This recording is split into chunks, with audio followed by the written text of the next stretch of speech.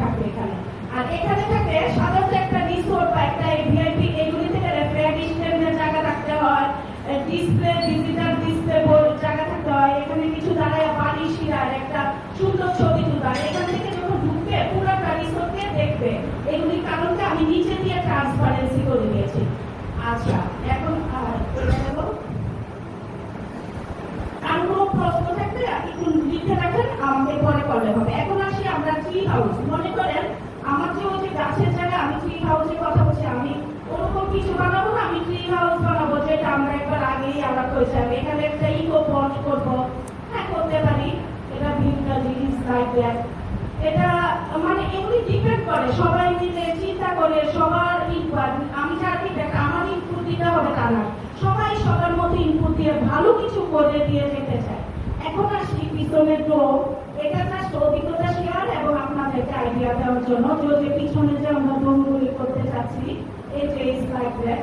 আবার এখানে একটু দেখাচ্ছি, ডোম যদি নাও করি আমরা চাইলে এরকম কিছু কটেজ টাইপেরও করতে পারি, হ্যাঁ, যেগুলি হচ্ছে কাঠ দেওয়া। ডোমের ভিতরের স্ট্রাকচার এখানে আমি দেখাই, এটা ফুললি মাটির একটা ডোম, মাটি, স্টিল ট্রাস আর হচ্ছে গিয়ে ফোম, এটা দিয়ে করা একটা ডোম, উপরে পাটকাঠি ছাদ, ঠিক আছে। এটা পুরোটাই মাটির এবং এটা অতি গরমেও এই ডোমটা ওনারা মানে অনেক ঠান্ডা থাকে। এই ডোমটা গোপালগঞ্জের মতো জায়গায় 16,000 টাকা পার ডে ভাড়া দেন এবং এটা ওইভাবেই থাকে।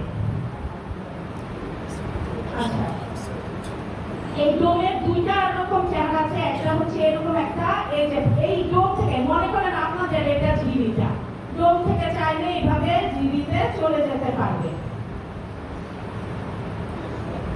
গোপালগঞ্জ এর পিছনে পিছনে সরের পাশে চিকন রাস্তা আবার আসি দেখে আসি না না এখানে এই যে এই জায়গা নতুন এই জায়গা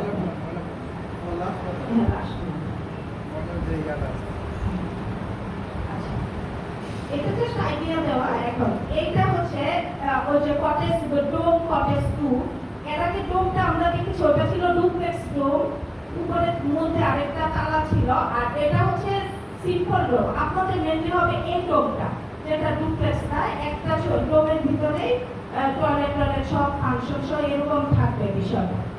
দেখা যাবে যে এগুলি, এটা হচ্ছে আমার বিজনেস ভ্যালু আর কি, মানে এগুলিকে এটাকে দেখতে আসবে বা এটাতে একটা থাকার আনন্দ। আজকাল তো সেলফি ছবি সবাই ছবি তোলার জন্য দেখা যায় এই ডোমটা গোপালগঞ্জে যেটা আমি দেখেছি যে ওরা হয়তো থাকে না 1 ঘন্টা 2 ঘন্টা 5 ঘন্টার জন্য হাই রেটে ভাড়া দেয় শুটিং ইত্যাদি করার জন্য। যাই হোক, এটাও পুরোটা মাটি। এই যে কাস্টারগুলি দেখতে পাচ্ছেন এগুলি সবই মাটি, শুধু টাইলসটা একটু দামি টাইলস দেওয়া হয়েছে আর সব মাটি। হ্যাঁ, এই কাজটা একটু নেটের মতো করে করা হয়েছে আর্কিটেকচার। যাই হোক, এটা জাস্ট আপনাদের দেখানোর জন্য।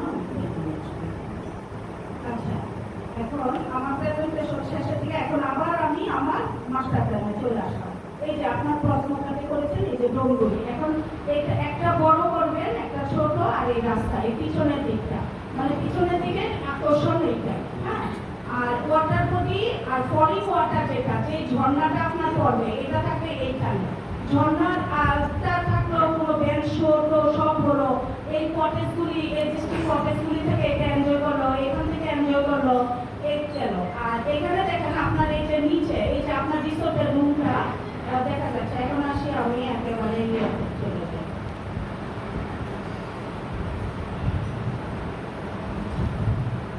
গ্রাউন্ড ফ্লোরটা, হ্যাঁ রিসোর্টে এই যে এখান থেকে এখানে আপনাদের আমি চিন্তা করেছি মানে এখানে অনেক বিজনেসম্যান আছেন, ইনভেস্ট করছেন, ইনভেস্টমেন্ট ক্যাপাসিটিরও একটা বিষয় আছে। লিফটটা সাধারণত আমরা 4 তলা 5 তলা হলে এই লিফটটাকে আমরা সাধারণত লাগে, কিন্তু ওই পর্যন্ত। তো যখন আমাদের কমপ্লিট হয়ে যাবে বিল্ডিংটা, তখন চাইলে যে আমরা তো র্যাম্প দিয়েই বিল্ডিংটাকে কভার করে ফেলতেছি, তারপরেও চাইলে ইমার্জেন্সি লিফটটা আমার থাকে। আর এখানে রিসিপশনটা থাকে এই যে ওপেন পাবলিক প্লাজাটা 9.75 দেখেন আমরা আছে এখানে। এই যে গ্রাউন্ড মানে সবুজ এই জায়গাটা আমার শেডেড থাকে, আমি যদি চাই শেডেড এটাকে চাইলে শেডেডও করতে পারি, আবার এইখানে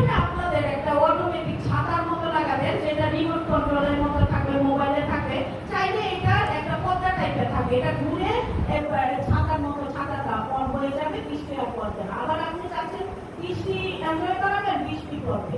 হ্যাঁ, আর এখান থেকে এটা দোতলা থেকে কি ভিউ পাবে, দোতলা থেকে যেমন এই রুমগুলি এগুলি আমার নিস্তালাতেই হবে। যেমন ধরেন আমি এখানে লেভেলের যে কাজটা করেছি, আপনার এন্ট্রি কত 10.75, লবি, লাউঞ্জ, ওপেন প্লাজা, এখানে 4টা রুম থাকবে, ঠিক আছে। তার পিছন দিয়ে র্যাম্পটা থাকবে, সে উঠতেছে। আর এটা নিচে এই যে এই পর্যন্ত নিচের দিকে 9.76, এই রুমটারই নিচতলায় কিন্তু 4টা রুম থাকবে, ঠিক আছে। এই গেল। আর তাহলে আমাদের 4টা 8টা রুম, আর 13.75 এ থাকবে আমার 12টা রুম, আর 16.75 আরো 3 মিটার উপরে থাকবে 12টা রুম। তারপরে যদি আমি 19 এখানে চাই রাখতে পারি রুম, অথবা আমার যেটা প্রপোজাল এটা হচ্ছে এই ফ্লোরে গিয়ে যদি আমি ডুপ্লেক্স দিয়ে দেই, তাহলে আমার র্যাম্প তাহলে আমি এখান দিয়েও আমি চাইলে 24টা রুম একবারও করতে পারি ভিতরে ডুপ্লেক্স দিয়ে আমার। আর তোবা ডুপ্লেক্স ছাড়া আইসোলেটেড হলো 12টা, তাহলে এখানে দেখা যাচ্ছে 4 4 8 4 12 20 35 আর 12 42 44টা রুম আমি ভলিউমের কারণে নিয়েছি, কারণ আপনাদের জায়গা কম আর আমি জায়গা বেশি নিবও না। আমি এই কম জায়গার মধ্যে বিষয়টা শেষ করবো। আর বেসমেন্টে আমি সেমি বেসমেন্টে পার্কিং, এটাকে সেমি বেসমেন্ট বলা ঠিক হবে না, কারণ সেমি বেসমেন্ট একটা খুব কস্টলি ফাংশন। কিন্তু যেহেতু আপনার পাহাড়ি এলাকা, আমি যখন এই লেয়ারের সাথে এটা মিলাবো তখন আর বেসমেন্ট মনে হবে না। আমি এই লেয়ারের সাথে এখানে মিলে আচ্ছা ডোমের একটু রিভিউতে যাই। এটা হচ্ছে বেস্ট অন রিকোয়ারমেন্ট। যেমন আমাদের ডোমের আগে কিছু ভিডিও, আমি এর জন্যই আপনার এই প্রশ্নটা করতে পারেন এই চিন্তা করে আমি ডোমের ভিডিও অন করে রেখে দিয়েছি। হ্যাঁ, এই যে একটা ডোম দেখছেন এখানে দুইটা, এই ডোমটা প্রথম ডোমটা যেটা আমাদের এই ডোমটা, এই রুমটা হবে দুইটা। এই যে দেখেন এটা একটা ফ্লোর, এটা আমি একটু রান করি। হ্যাঁ, এই যে দেখেন এটা একটা তালা, আমি কি একটু বেশি ফাস্ট যাচ্ছি ভাই বলেন? এটা কিন্তু দুইটা তালা হবে, এখানে রুম হবে 3টা অথবা 4টা।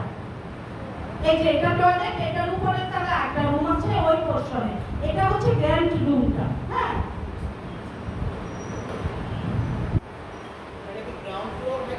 গ্রাউন্ড ফ্লোরে এটা। আর এই যে ভিতরে যাচ্ছে, আমি এই ভিতরের এই ভিডিওটা একটু টেনে দিচ্ছি, এটা ভিতরে গেলে এই দেখা যাবে ভিতরের ভিডিওটা কোথায় আছে, দোতলাটা। মানে এটার একটা ডেক, এই ডেকের মতো একটা অংশ আছে, এটা দোতলা। আপনার মত কথা এই রুমটা কি এখানে অন করলাম না, কিছুক্ষণ আগে করে দিয়েছি অংশটা অন করলাম। আচ্ছা যাই হোক, এই যে এখানে পেয়েছি এই যে দেখেন কাঠের ডোমের ভিতরে আমি ফার্নিচারে কাঠের একটা সিঁড়ি দিয়ে ডোমটা চলে গেছে। এই যে এখানে দেখা যাবে, এখন দেখেন আমরা কাজ করা অবস্থায় এই ডোমটা। হ্যাঁ, এই যে এখানে গেলে এই যে এদিকে আরেকটা রুম, ঠিক আছে। এই রুমটারও এই যে এদিক দিয়ে দুই দিকেই দরজা, এই যে দেখেন সিঁড়ি দিয়ে উপরে, বুঝাতে পারছি? হ্যাঁ, ডুপ্লেক্স ডোম কিন্তু 3টা রুম হিসাবে ব্যবহার করতে পারবে। নিচে দুটো উপরে একটা, হ্যাঁ পাতাতলের উপরে একটা কাঠের ফ্লোর, উপরের ফ্লোরটা কাঠের পাতাতল। আর এগুলি তো ডোমের ডোমের স্ট্রাকচারটাই এমন, এটাতে কোনো বিম কলাম কিছু নাই, স্ট্রাকচারই ডোম হয়েছে।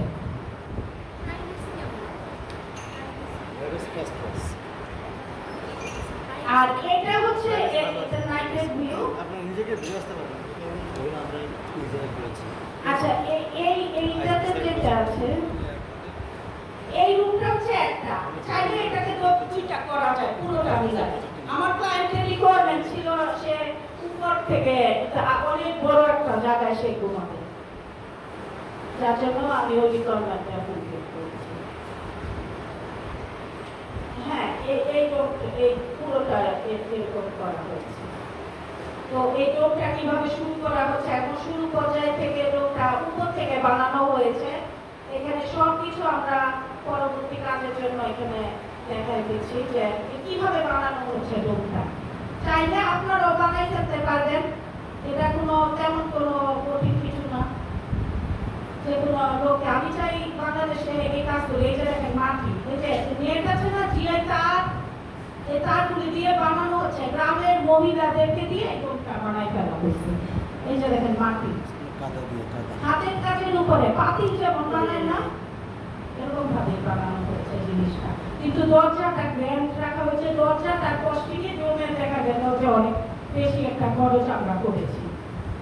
আমরা ফ্লোরে মানুষের কাটিং এজের যুগ, এখন সবাই আই কেজি ফিনিশ দেখতে চায়, যার জন্য আমরা ফার্নিচারে ফিনিশ কোয়ালিটি রেখেছি, কিন্তু এইভাবে করেছি। আপনারা পিছনে চাইলে এরকম কিছু করতে পারেন, চাইলে এই ডোমের উপরে উঠেও মানুষ বসে থাকতে পারে, ওরকম ভাবেও ডিজাইন করতে পারে। ওইটা রেডিয়াস ছিল 12, মানে ডায়া হচ্ছে 24। তাহলে পরে 24 বাই 24 তো আপনি এত সুন্দর একটা করতে পারবেন না, কিন্তু আমি ভলিউম নিয়ে কাজ করি। আমি বললাম যে আমি যেহেতু হাইট ভলিউম স্পেসগুলি নিয়ে কাজ করে গেলে ওখানে আমি 4টা রুম, আপনারা 3টা বানাতে পারেন। কিন্তু আপনাদের পিছনের জায়গাটায় আমি একটা মাত্র এটা এই সাইজটা করা সম্ভব হবে আমার কাছে মনে হচ্ছে।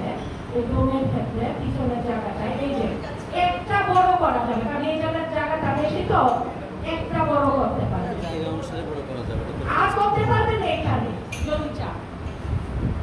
আরেকটা ইয়ে ছিল আগে, যেটা ছিল যে আমাদের এই ডিস্ট্রিক্ট আমরা যেখানে বসে আছি এইটার ছাদের থেকে 3 তলা হাইট থেকে ওই টাওয়ার বিল্ডিংটা লিংকটা কানেক্টিং থাকে একটা র‍্যাম্প দিয়ে। কোথাও আছে?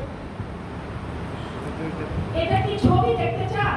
না, আমাদের যে এই যে এখান থেকে এই যে 3 তলায় এখানে বসে আছেন না, এখান থেকে এই যে কানেক্টিং র‍্যাম্প দিয়ে একদম গেটে চলে আসে। ওই বিল্ডিং কে যেমন আমাদের টাওয়ার বিল্ডিং এর ভিতরে কিন্তু এখান থেকে টাওয়ার বিল্ডিং এর ভিতরে থেকে কানেক্টিং না আমি জানি। হ্যাঁ, এই যাওয়া এই বিল্ডিং থেকে টাওয়ার বিল্ডিং যাবে। এই বিল্ডিং থেকে টাওয়ার বিল্ডিং, এই যে বলো না 3 তলা, অন্যান্য ফ্লোর থেকে যে যেখানে লিংকআপ থাকে ওখান দিয়ে উঠানামা করে যেতে তো পারবেন, প্রত্যেকটা কোণা থেকেই যেতে পারবেন, শুধু গ্রাউন্ড ফ্লোর থেকে মার্চ করে ফেলবেন। হ্যাঁ,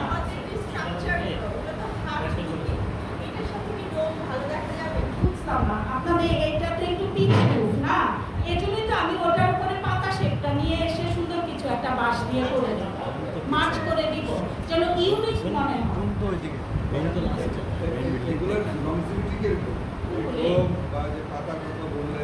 এগুলি লংজিবিলিটির বিষয় না, এগুলো আমি যত ভালো স্ক্রু বুকিং করতে পারবো, কারণ এটার উপর তো আমার লোড বেয়ারিং নাই।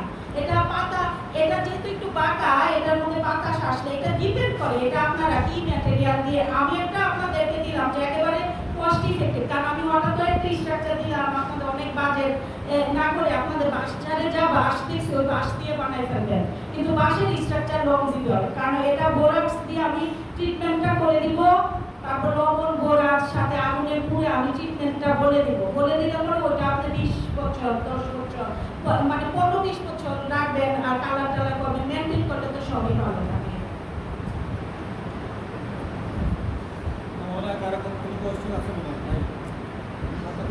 আমার মনে হয় র্যাম্পের এটা তো ক্লিয়ার হয়েছেন তো, যে প্রত্যেকটা ফ্লোর থেকেই আপনারা ঢুকতে পারবেন।